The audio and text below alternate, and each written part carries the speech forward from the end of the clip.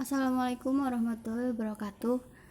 Perkenalkan, nama saya Fazla Nur Safitri dengan NIM 160947. Di sini saya akan mempresentasikan jurnal yang berjudul Cybercrime in Singapore,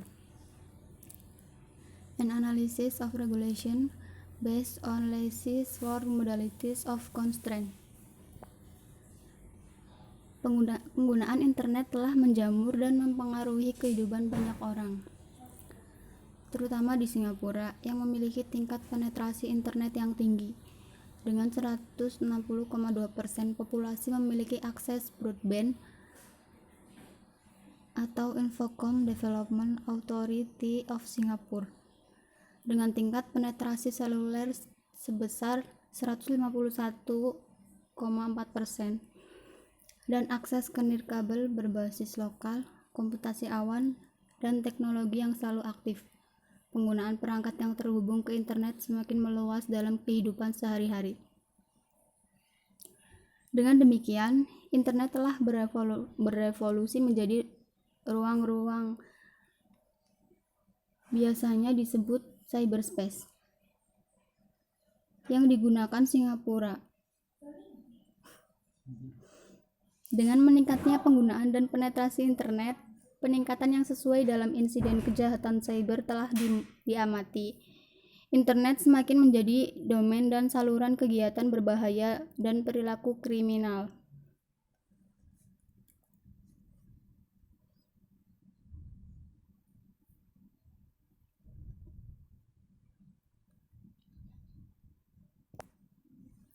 Dengan demikian, pemerintah telah memberlakukan hukum internasional, menggunakan sarana teknologi, kekuatan pasar, dan pendidikan untuk mengatur penggunaan internet. Meskipun tidak selalu berhasil, Singapura juga tidak terhindar. Ia memiliki salah satu tingkat kejahatan cyber tertinggi di dunia.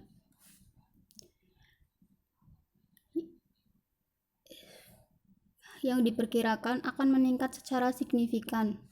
Angka terbaru menunjukkan bahwa 80% pengguna internet di Singapura telah mengalami kejahatan di dunia maya, tingkat tertinggi keempat di dunia.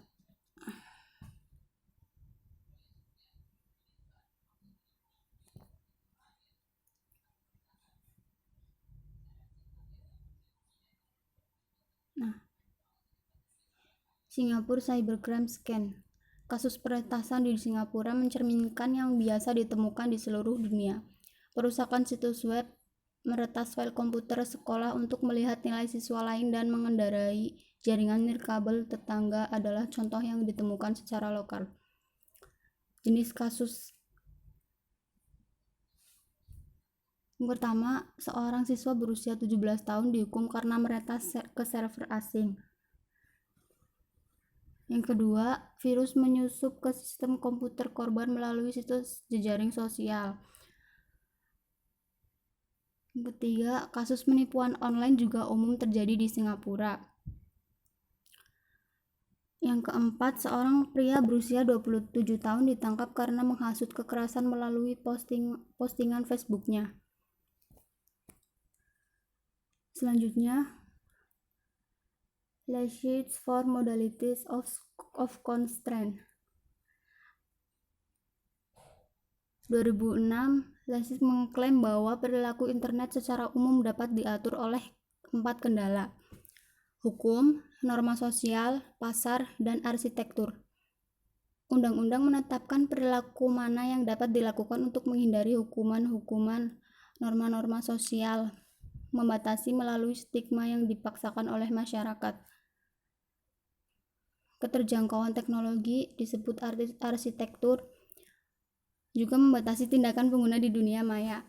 Ini juga kadang-kadang disebut sebagai desain teknologi atau infrastruktur. Atau setiap kendala membebankan biaya yang berbeda pada pengguna karena terlibat dalam perilaku. Kendalanya saling tergantung, mendukung, atau menentang satu sama lain, tetapi mereka berbeda.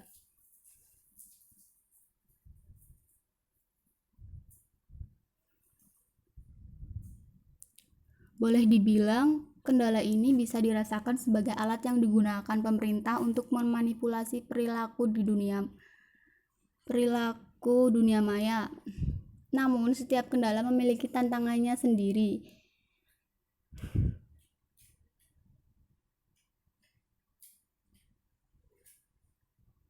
Berikut ini akan membahas tantangan yang terkait dengan masing-masing kendala dan komentar tentang pendekatan pengaturan Singapura untuk perilaku internet menggunakan kerangka kerja ini.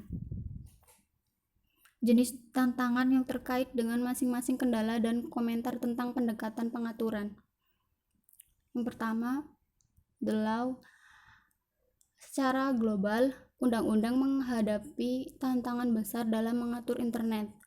Pertama, hanya 10% dari kejahatan dunia maya yang dilaporkan, dan kurang dari 2% dari kasus yang dilaporkan menghasilkan penuntutan yang berhasil. Kedua, karena kesulitan penegakan lintas pembatasan, mudah bagi pelaku untuk menemukan tempat perlindungan di luar jangkauan undang-undang internet nasional atau internasional. Ini semakin diperumit oleh berbagai nilai dan hukum moral dan beragam respon penegakan hukum di berbagai negara.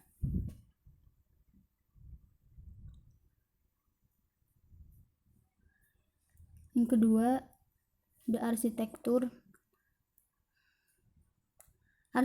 ruang cyber.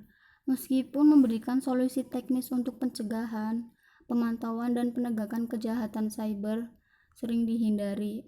Metode berbasis sistem untuk pembayaran materi kreatif. Dengan ruang lingkup dan luasnya teknologi digital membuka area-area baru kerentanan sosial.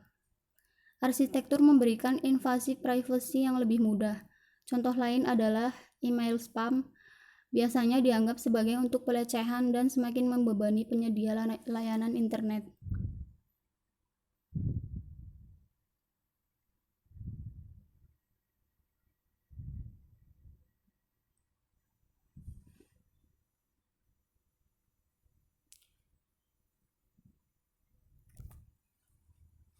Yang ketiga, the market. Dengan hampir semua yang praktis gratis di dunia maya, dampak kekuatan pasar bisa dibilang terbatas. Ini sangat jelas dalam lingkup IP.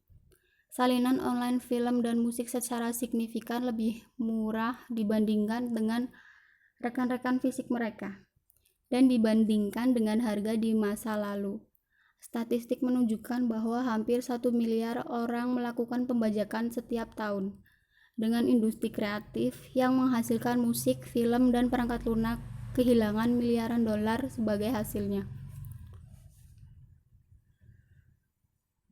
Transfer ke perangkat musik portabel dilarang.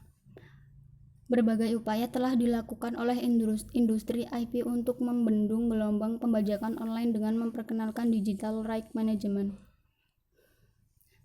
atau disingkat sebagai DRM. DRM memungkinkan pengguna untuk mengunduh lagu atau video yang dibeli ke banyak perangkat, sehingga menurunkan biaya barang yang dibeli.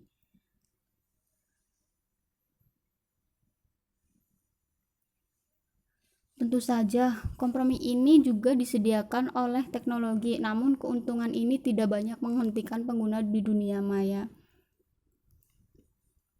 Yang keempat, social norm. Norma sosial mengatur perilaku yang menonjol secara sosial, penyimpangan yang membuat satu secara sosial tidak normal.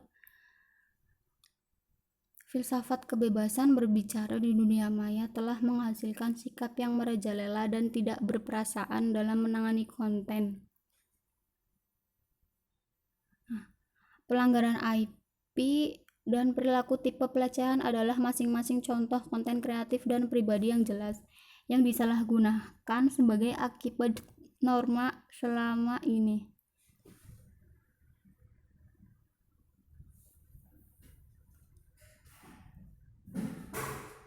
Norma sosial di dunia maya baru-baru ini muncul sebagai kekuatan yang sangat kuat dalam mengatur perilaku.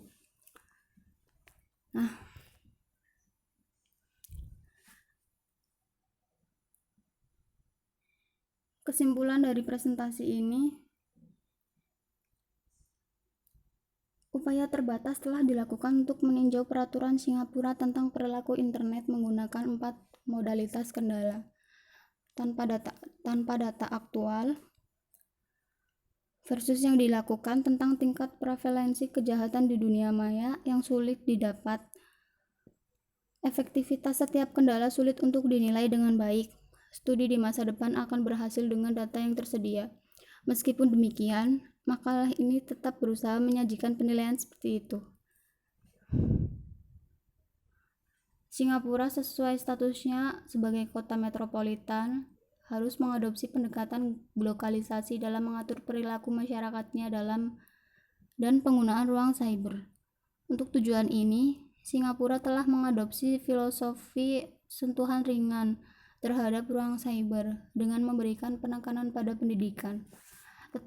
Tetapi dibutuhkan sikap yang lebih keras pada integritas keuangan ruang cyber melalui hukum dan infrastruktur teknologinya.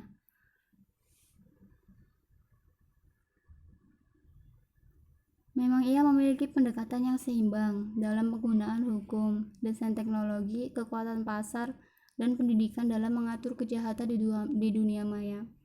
Sementara Singapura mengembangkan kode etik untuk penggunaan media sosial. Singapura harus mempertimbangkan tantangan yang disajikan masing-masing modalitas. Sekian presentasi dari saya. Kurang lebihnya, mohon maaf. Wassalamualaikum warahmatullahi wabarakatuh.